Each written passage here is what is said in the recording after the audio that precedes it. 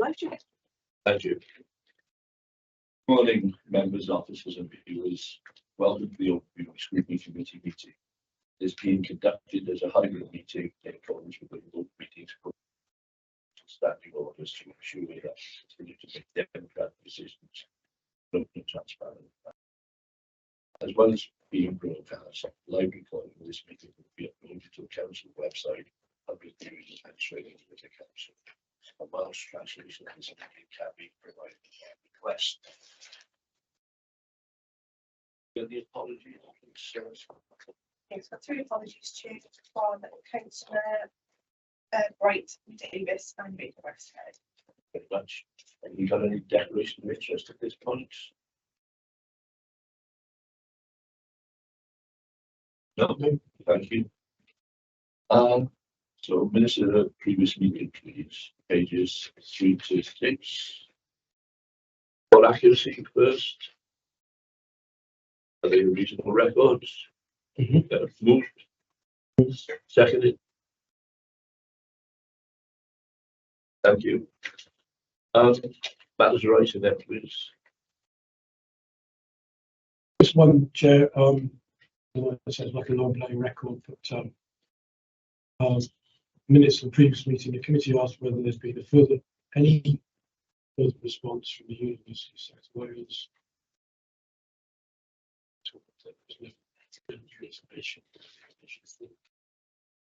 is this still the case? It's still the case. That's still the case. I'm quite surprised they haven't bothered to respond, but I guess that's their target. I do find that rude. What about partnerships and they haven't even said to reply. At this point, it isn't no good. Any of them that was arising? No? Okay, thank you very much. Item 4, then the people plan, pages 7 to 44. Who's opening on this, please? With him, yes, thank you. So, got myself, obviously, Tracy, you know me, Kevin, who is the HR and OT manager, and obviously Reece, our director here today, to see through this. Just a little bit of context from me, and then I'll ask Kevin to talk you through kind of the plan and where that comes from. Some time ago, the council had a people and culture strategy kind of before the corporate plan. We've obviously gone through a period of planning. We've got a new corporate plan. We've got a digital strategy and lots of other plans. And it's really important that we line up our people plan behind that. In terms of kind of the status of this plan, it's very much a draft at this stage for comment, and your comments will be taken forward when we go to cabinet with a report to approval. Okay, do you want to talk through some of that? Yeah. So as Tracy said, the people plan is a core component of trying to deliver the corporate plan in terms of the workforce and how we want to shape that going forward. And a number of development sessions took place from sort of April, May time earlier this year to engage with various different stakeholders, officers, members, etc. As is noted in the report. And the development of the plan has kind of come to fruition through that process. And now we're at a stage where those themes have formed within the plan, and you can see in the report there are 4 themes emerging that officers and members, trade unions as part of our social partnership, and staff networks have all been involved in developing through various forums. So those themes, as you'll see in the note, are representation and transformation, employee experience, employee engagement, and employee well-being. And it would probably come as no surprise, I think, that those are the 4 themes. You know, they're common themes in many organisations. That organisations focusing to try and, you know, keep their workforce engaged, attract the right workforce, and obviously retain the right workforce as well, and support their well-being. So the plan at this stage, if you go to the actual plan, you'll start to see the 4 themes are sort of in the left column, then you'll see the strategic aims within the middle column, and then you'll start to see the actions towards, or the measures of the success towards the end of the plan. And really, I suppose the note where we started from is the actions point to actually develop the theme. So actually, what do we want? What do we feel are the burning issues, or the services feel burning issues for them? So we kind of work from the actions into the strategic themes, mapping those across to things we say we will achieve as council in things like the corporate plan, the digital plan, those areas where people come into, and the strategic quality plan, which is the other one on this. And then we've kind of built them into themes from there. So the 4 themes are there. The strategic aims are there. The actions at the end aren't set in stone from day one, I would say. As I think I noticed in the report, that they can emerge over the 3 or 4 year life cycle of the plan, which is a 23-28, which I didn't mention. Because actually, in 2 years' time, we might pick up different issues we need to tackle, and we'll align those to the 4 themes that we're proposing our people plan. You'll also see within the plan that officers have been engaged in developing our values and behaviours as an organisation for the next few years, and that's very much an officer-led process. And again, same sort of engagement activities took place across the organisation. Great turnout in terms of officer engagement in developing those values and behaviours. And hopefully they will be signed off very shortly over the next couple of weeks for officers to start to engage with in the new year with their communication plan, etc. Aligned to the people plan, because those values and behaviours sit within the people plan, although they're slightly separate. They are overall part of the people plan.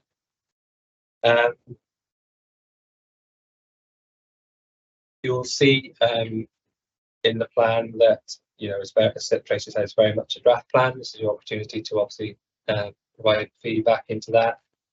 The intention is to move to take the plan to cabinet in the new year, and from there, then obviously we'll go through the graphics process and be digitalised and rolled out from there with an appropriate communication plan, which again is noticed in the report: staff engagement events, road shows, the normal digital media avenues we go through, and various signage around various operational buildings across the city as well. And I think that's probably our pause and comment. Got anything to add to that? Or? Thanks. And I guess I would say we're really pleased with the level of engagement. It's been really high from the unions and members of staff, which is really pleasing. And also to note our cabinet members sitting on the meeting. Thank you very much.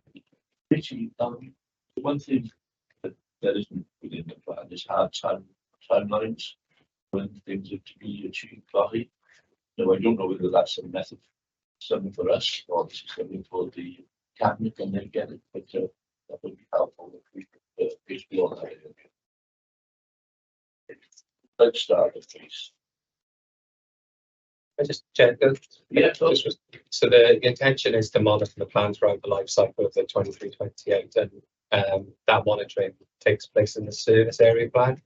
So as you know, every service area develops a plan, and those actions will sit within the service plan process, and they'll be monitored for that process over the course of that cycle. Okay, thank you.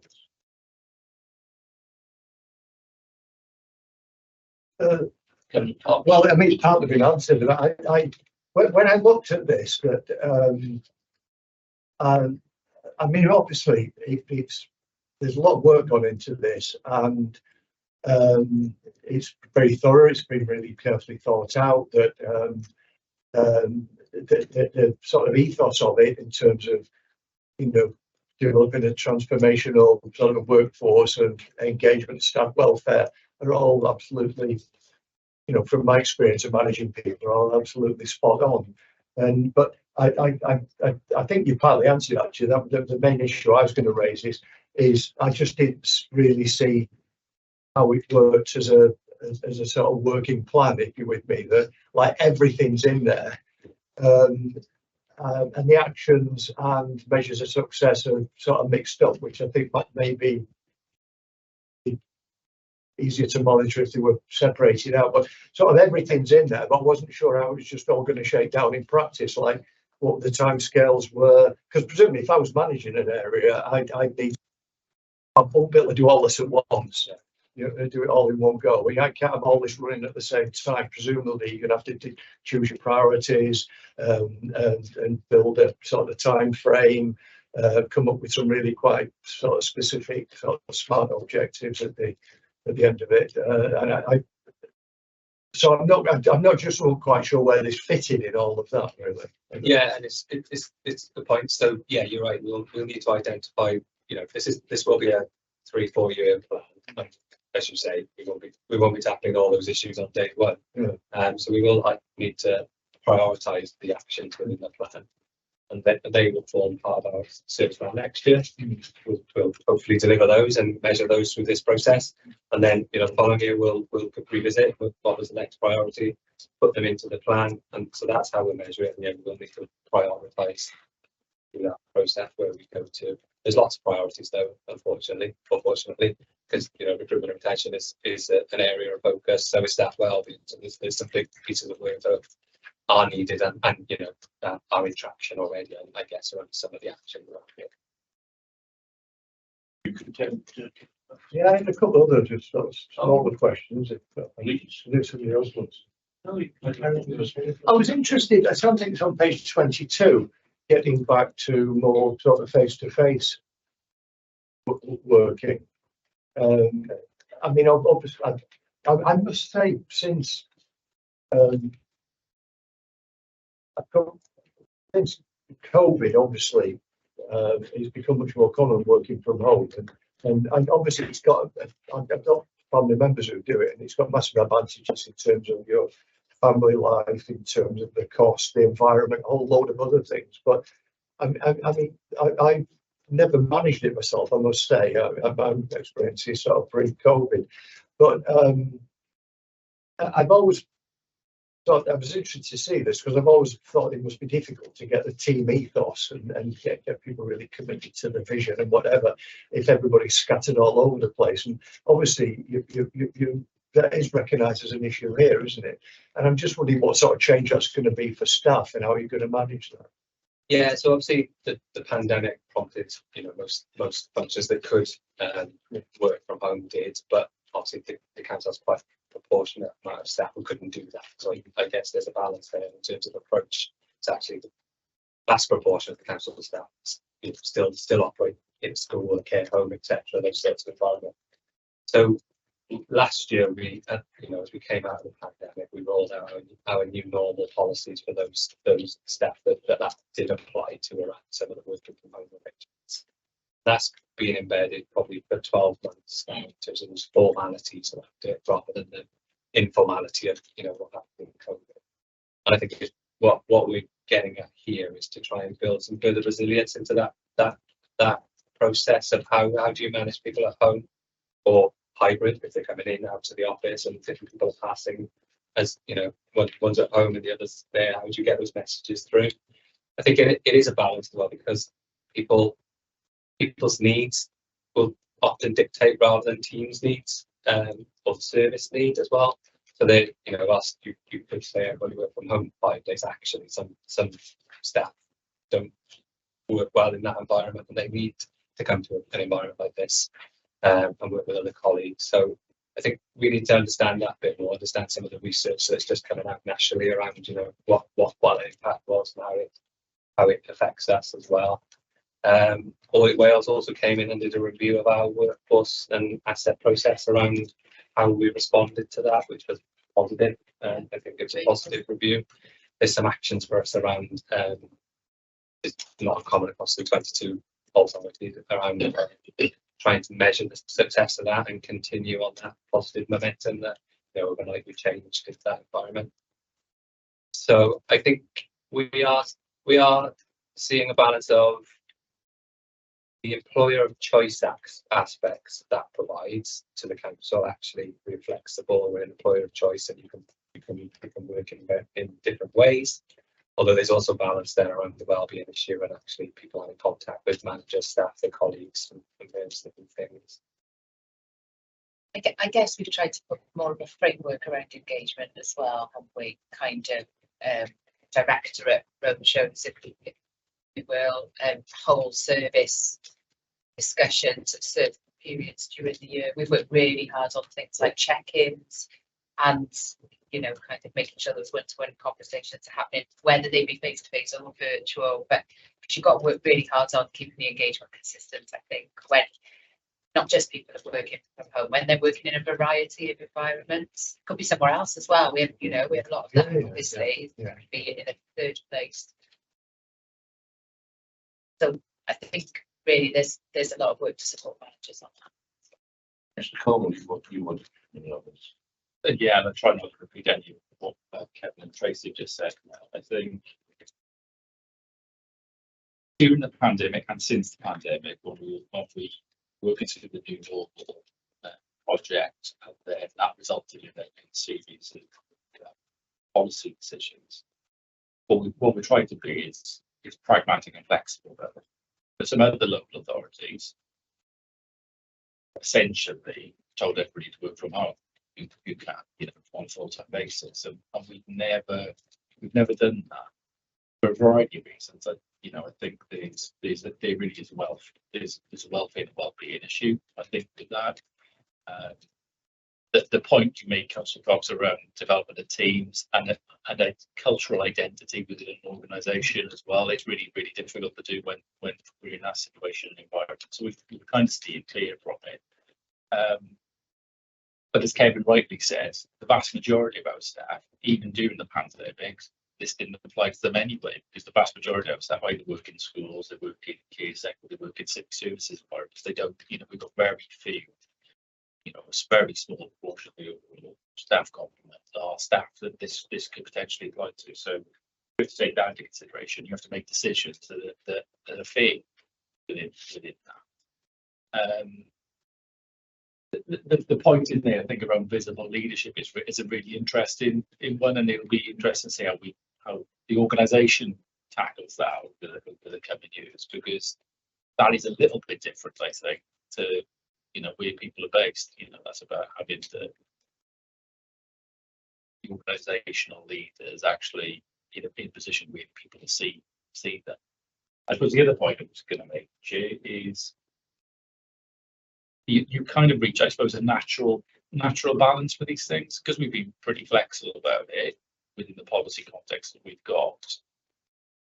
I think that the footfall in this building, for instance, that was our main sort of corporate centre. The footfall here, it's not significantly different to what it was before the pandemic. You know, it's not a huge difference. We did some work pre-pandemic. We did some assessment of people here. We've got better and more accurate data now because the systems we've got in place, but it's not massively different. Shorter visits, Yeah. it tends to be shorter. Yeah. So people come in, but it's a more flexible pattern. Yeah. Content at that point and come back later, maybe? Sorry? Are you content at that point and maybe you come back later? Yeah, no, that's fine. Thank you, Chair. I'm not sure. That's nice to put everything in boxes. I'm not sure it actually works in this case. The last bits of one side is full of boxes and the other's got. And I guess the first part of the report was great. We have the aims and objectives discussed about. But I almost thought that the second half was just a load of forms on there which didn't really mean anything to me. So if I was talking about the theme, and I guess we were already doing some of these things, it'd be useful to know what we're already doing. So if it's about employee engagement, we have the list of how we're going to do that we already do.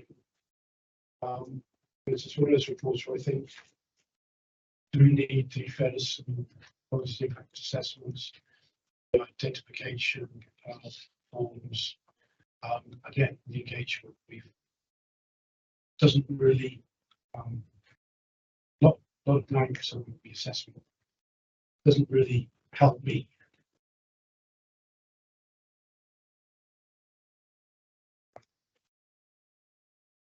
We think of the FPIA, particularly. Well, yeah, I should look at the assessment, impact on shared statistics, the impact on English language, sustainable development principle, all these ones, socio-economic duty, and we've got lots of things in there with. I'm sure that we actually need that from our level. You can maybe incorporate it into the theme. Just on kind of process, we did talk about this a little bit. Yeah.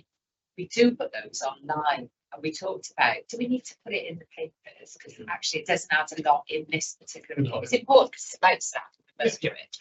But we did talk about, should we just put it online because it's a place for them? And we say we've done one. No particular issues arriving is here if you want to see it. So we did talk about that. And did both. Yeah. So maybe only helpfully. So that's quite useful. I guess the assessment is a standard format to try to meet every single need, isn't it? Yeah. But it might have been better to pull out what the messages were and just say the full assessment over here. The themes are very important. The themes. Yeah. How we get there, what we're currently doing. I don't need. Yeah. All the very good assessments. Because Let Mr. Cornwall go and then we could come back to this. So that, you know, in your deliberations at the end of this, it would probably be quite useful for the rest of it, because that's what Tracy was made. So, you know, what we could have done is a bit of the report that said we've undertaken a big impact assessment, but there are no contraindications within the development of this plan. And June is if you want to see it. Now, if that's what the committee would like to see in the picture, then if you have a conversation, that's to you. I think basic empathy that's a putting it, because we've also been questioned about whether they're not called impact assessments. So you know, we can put a statement in, just think it back. I think there's some valid points on the presentation. I think we can look at the way we present some of this stuff and actually some narrative in there about the, because we are actually already doing quite a lot. exactly, yeah. Across the piece. So I think It's could you just say that the theme that runs from this committee is the results rather than inputs. So we inputs.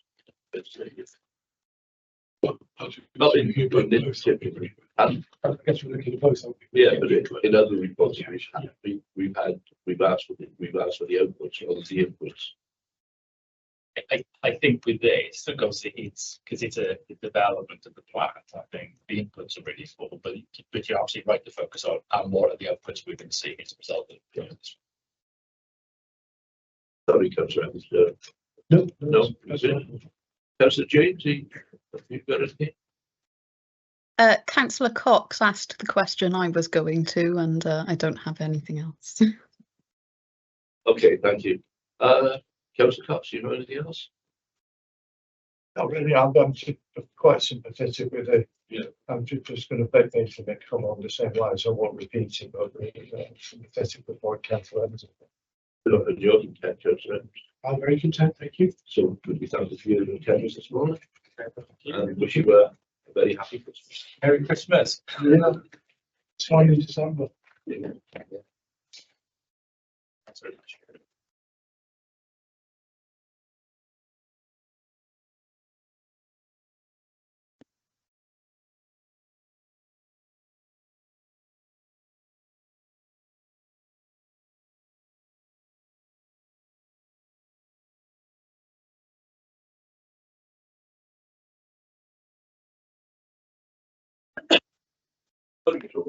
Morning, Chair, the committee. Right, so you've been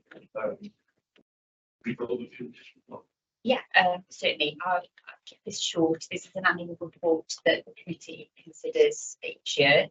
So I think in previous years, what we've done is prepare the report and issue it via email for comments from the committee. I thought it might be useful to bring it to committee and share prior to the final version in to council in the new year.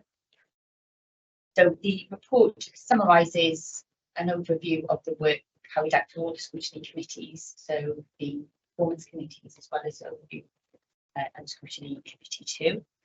As I say, to summarise the last 12 months, I think a focus during that time was around setting up some of the new 3-year and 5-year plans, so perhaps slightly different to the usual report that you would see. But then many of the annual reports they are considered year on year by the committees too.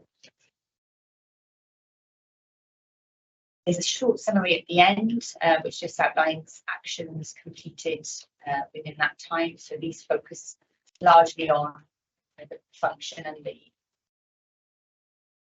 purpose of the scrutiny committees, how they're set up and how they're supported. And there were a couple of new ones that were reflected by the committee members that they wanted to see in the subsequent financial year. So those are included in the report too. Well, thank you very much for the work you've done. Actual, so we're looking to see if there are any additions you think we need to highlight or anything else. Yeah, thank you, Chair.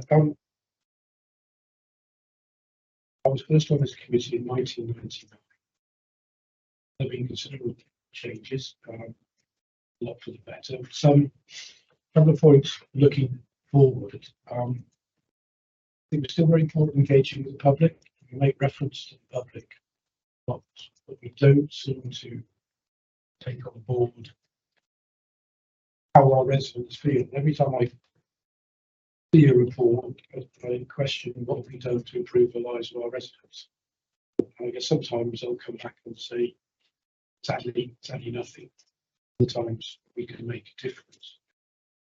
I guess what's missing for me is things that we don't know about. And I'll give you a simple example. Maybe not this committee, but an FOI was put in asking how much income the council received from the market. He also came back, we hadn't received any income. I asked the question, why haven't we received any income? I was told it was confidential. This is council taxpayers' money, it's public money. I was very surprised to receive the response I did. And I guess we can't investigate things if we don't know. It's only by chance that somebody put it in an FOI, found out we hadn't received any income from the fact that we're supposed to get up 15%, which is in the public domain. When I asked the question, why not? I was told it was commercially sensitive. Well, that's a part of scrutiny. I don't think, had this not been brought up, we would know nothing about it, and it could have been kept quiet for years. And I guess I'm questioning how do we get alerted for things within the organisation which aren't necessarily going to plan. I don't expect you to particularly answer that question. And I'm surprised it came back to the developer thinks it's commercially sensitive. Well, it's not the developer's money, it's our money. We've done the money. We're supposed to get this money back from you. We haven't, and I can't find out the reasons why we haven't had the money. And when we're talking about budgets and scrutiny and everything else, it's just an example of things, well, don't consider, don't know about it. How do we get, unless you ask the right question, how do we get alerted about potential issues which could or could not be in future become a bit of a minefield? I mean, I don't really expect you to answer that, but are we talking? Yeah, I get the general trend. But are you talking about in the past tense, or are you talking currently? I'm talking currently about the Newport market, and it's a recent response I received. So, what I am going to ask with the next chairs meeting is that we get a glossary of decisions that have been made across the 4 committees, because I'm looking for some information, but because I wasn't on that committee at the time, I'm going to rely on the records So it is But very this is- important, this is because actually- we need to know. This is not an actual decision, this is a non-decision. Yeah. But it potentially could have impact on, we'll be talking about budgets next, potentially impact on the council's finance, if we're not getting any income. I don't know if you can comment just generally about. Yeah, of course. So going back to the first point about public engagement. Yes. Yeah, certainly I think that is an area that we are seeking to improve on. So in light of the Local Government and Elections Act 2021, we sought through the Democratic Services Committee to implement a participation strategy. So it set out how we were already engaging with residents, because there is some really good work already going on. Budgets is an example of that, but it also set out some areas which we might want to focus and improve on. And I think that is intended throughout Wales to be something that we build upon. So the moving document, and we're always looking to improve that, but certainly consider how Scrutiny supports that as part of that development. Go back to the second one. I think it's a challenge. Almost every Scrutiny I sit in, there's a bit of we want more data, we want less data. Going on to that's a fine line to walk, I would say. I certainly see that in the regular reports you get, mid-year service updates, annual service updates, that there is that intention to raise any anomalies, issues, red ratings, those kind of things. So I certainly think throughout the governance framework that is happening. Yeah, as you say, particular to that FOI, which the legislation around that is managed through the service. I'm just saying, but how do we get red lights? I'm using that particular issue. It's got a good one because no decisions have actually been taken. No decision was taken back in 2018. But we don't monitor these decisions. So had it not been for the Cyfarfod, in 2 years' time, we could still be none the wiser. Find out that no decision has been taken. Red flag.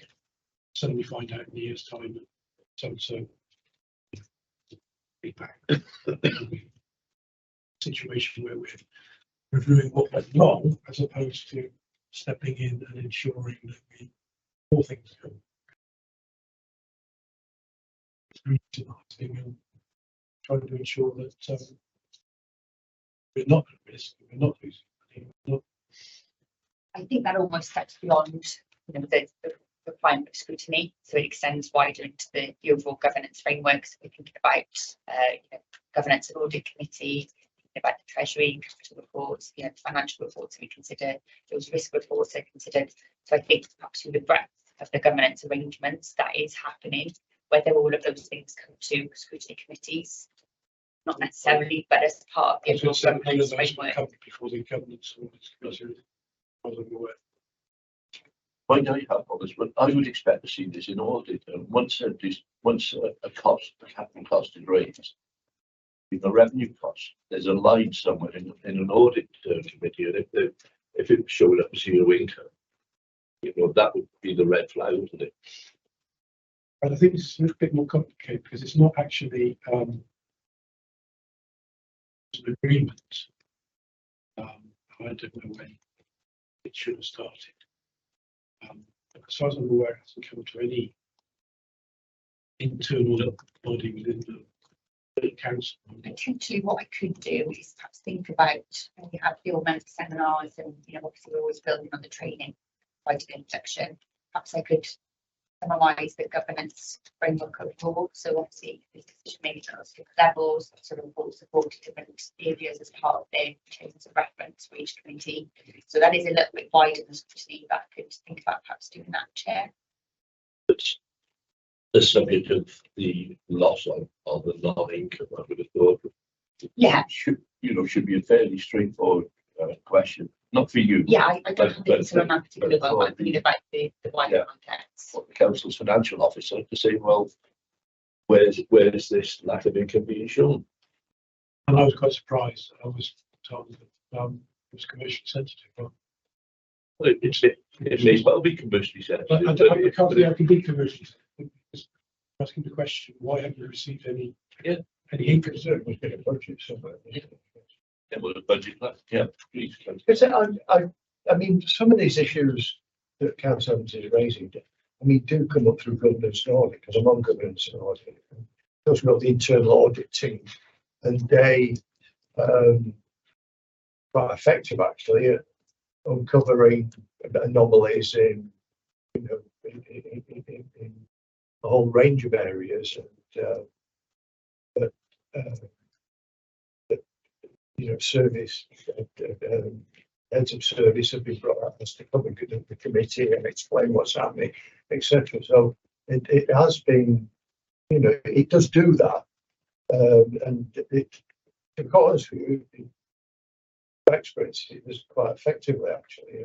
So, but one thing that does often happen in governance and audit is that there's an extremely tight interpretation of what governance and audit is there for, which is very much about obviously the process by which these things are managed, and very difficult to actually, you know, if something, you know, if for example, something comes up in front of the committee, there's a sort of concern about it. It's about how that thing is going to be managed, not about what the issue is itself. And usually, if the attempt to raise the issue, I'm told, you know, it's ruled out of order, and we told it actually that's going to come up elsewhere. But I'm never quite sure where it is going to come up elsewhere, and wherever it actually gets seen, discussed. It's probably not a simple answer to that. I don't think. Yeah, Please don't try and answer the question. You know, you know, we decided this is something more. yeah. Should we go to the council's financial officer? It's not reasonable to expect you to conjure an answer up. You know. All I was going to remark to was we did offer some training last month, last month on, you know, how risks are managed within the council. I know that members weren't able to make that, so we are going to put that in place again early in the new year. So I think, you know, some of the things that you might be around providing more training and support, and some guidance on how the entire governance framework fits together, really, how the decisions are made, where they're scrutinised, and so forth. One of the actions was to reinstate the regular meetings of chairs. A few people by May 2023. Have they been taking place and how frequently? Yeah, I think we started off more frequently than we're doing now, but I think we're looking at once a quarter now. We've had two this year. So This council year.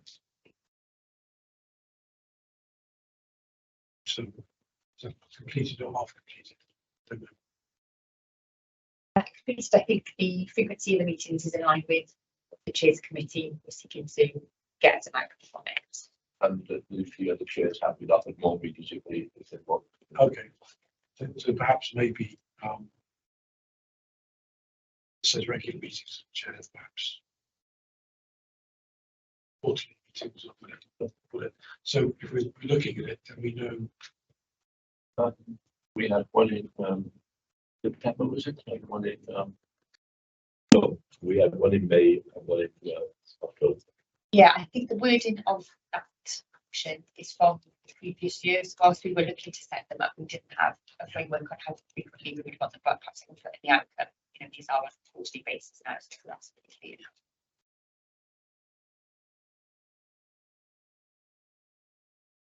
How's it, James? No, nothing to add. Content with the report and happy to see more cooperation between committees as well. Thank you. Well, as I said, I'm going to raise it at the next chairs meeting. We do have some sort of philosophy of decisions, so as we can see what's going across the four chairs, and then we need to include democratic groups in that. And you know, from as small as we may include audit things like that. So it's quite clear to all the chairs that nothing's slipping through the net. That was one of the original ways when we started to get them together. Okay. So everyone's content? Yep. Thank you very much. Thank you very much, Ms. Rogan. It's right.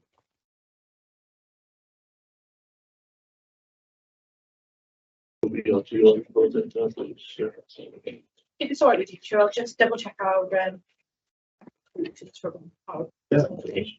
If I start with the people plan, I had the recommendation to improve the presentation. So most importantly with the tables of data. Is there anything the committee want me to specify about the improved presentation? Is there anything they specifically want to change, or just that it needs to be improved? as I remarked, in the aims of consistency with our other scrutiny reports we get through, do we want more outcomes rather than the inputs? Because as made the point that comes out, a lot of these we really don't need to see, but we would like to know what the outcome was. And if you don't feel the outcomes are giving enough information, well, certainly we can ask for the forms to be revisited and more information put in the forms. Does that make sense? I think it would help to we know where we're starting from. Yeah. So we said that. Sorry, we're talking about the people plan. Yeah. Well, I mean, my main concern was it was everything was sort of in there, like a shotgun sort of approach, whereas I just couldn't see how it would sort of shape down as a working document. But to be fair, I think the officer actually answered that point, I thought, really, quite well. But I think they acknowledged it. Yeah. So James, this fourth column you wanted to see. Yeah. Yeah, I think the actions and measures of success should be separated. It's just that's the only really substantial thing we would ask for. Yeah, it didn't fit into the boxes. You had one box had nothing in it, and the other box crammed to the top, with the tiny bit at the top. You used to be looking at it didn't. I think the officer also said it'll go through the proper digital design process and be sort of improved in presentation anyway as part of the process. So it might very well be easier to read in that sense after that process. But definitely a point for James about separating actions and measures of success. I've noted that. The only other thing that I've noted is about the FEIA form that they included, and just to include a summary of that and a link in future. And that's all I've got for the people plan. I think it was several forms on that which we didn't. Is there anything anyone wants to add to the people plan feedback, or are we content with that? No. Brilliant. And the scrutiny annual report, it was a short point Councillor Evans about changing the wording to reflect that chairs meetings are quarterly rather than regular.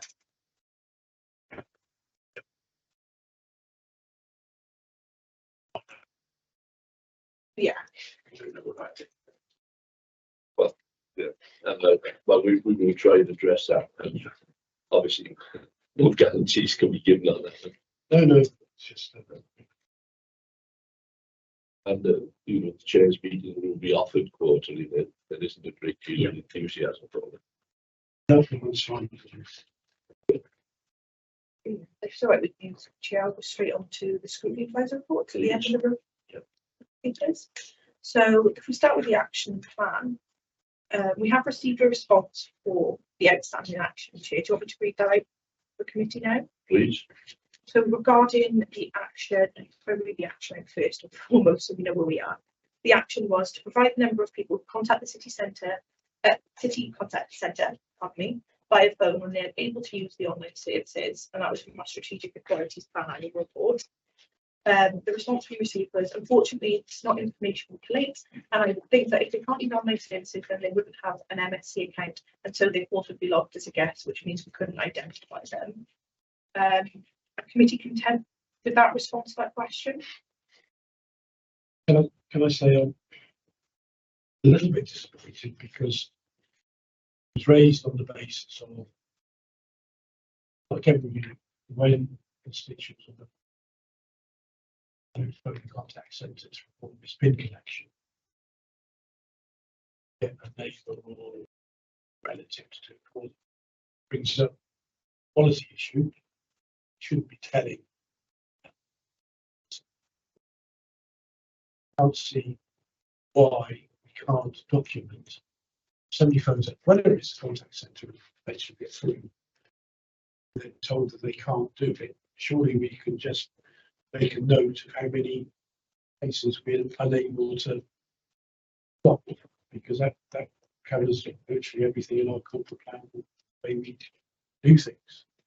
If we do know there's a significant thing for people, then perhaps we could revisit it. But until we know how many people are phoning up and being told you can't do that anymore, I don't think it's satisfactory. And surely if somebody phones up and we can't do that, we make a note of their resident and we collate this information. And this would be something to go to Mr. Coleman in his role, I would think. Yes, he'd fall into his directorate. Do you want me to go back to the response and ask if they make notes on callings? Well, I think it's a more recommendation if others are Okay. agree Mm. to recommend that we find out which information and why we're not collecting this information. it's not so much making notes on the it's more of a number, counting them in the first instance, and if it's an insignificant number, well, and if it's a significant number, we wouldn't want to drill further into it. Yeah. Okay, so we would be going back and maybe making a recommendation to Reece about that we do collate information like this so we can inform. Even if it's not an ongoing, you know, even if it doesn't become a sort of permanent part of the process, maybe just to dip in on a period of time and just do a sort of such. I don't know. I do know that If you've got a basic survey over a period, Yeah. maybe over a month or something. you might remember, committee, that in previous meetings, Tracy and Reece have said they do a customer services review. They mentioned it in the annual digital report sharing. So I wonder if it would be covered, or if it's anything to do there. I can certainly put an email into Reece and to Tracy. Just to say that the recommendation that they try and collate their information, but it might be covered under that review anyway. So they might very well consider coming back and say to us that that's something we're looking to do all right, but I will put that. It's not an online review.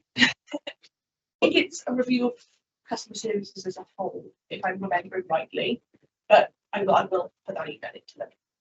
And I'll mark that action as complete for now. And we did a Yeah. response. Councillor Evans, do you remember if you did raise that previously in that report? Yes. But yeah, so there should be an answer in the ether, if I dare use that word. Well, it's probably not as complete because they haven't actually given us an initial response. It's still, I would still say, in progress. Okay, yeah. In train. It's in progress, we can say. With you. And then the second part, section B, is our committee's work programme. Nothing's changed, nothing's been added since our last meeting. And oh gosh, hang on, let me have a look at that on my little screen so I can see it a bit better. So did Lauren have her hand up? She was wondering. Sorry, Councillor James. That was actually just to agree with Councillor Evans. Actually, I think if the phone calls are being recorded, I assume notes are made whenever someone calls. It shouldn't be too onerous to log that information, and you know, it could even be as simple as a checkbox on the system. It doesn't need to be particularly complicated. I too am not satisfied with the response there. Okay, thank you again. I'm sorry, Councillor Horton's put it in the chat that he is viewing online, he can't get into the meeting properly, but he's put any questions he had in the chat, and he's got a bit of an IT issue, but yeah. We can't see any questions from Councillor. No, I can't see any. In terms of our next meeting then, it's in for the 19th of January. That date's still provisional, it's not confirmed and it might change, But as soon as I have any more information, obviously, I'll pass it on to committee. And that's all from me, Chair.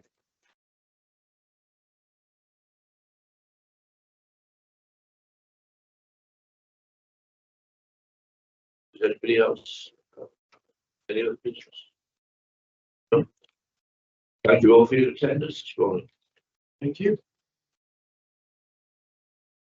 Thank you.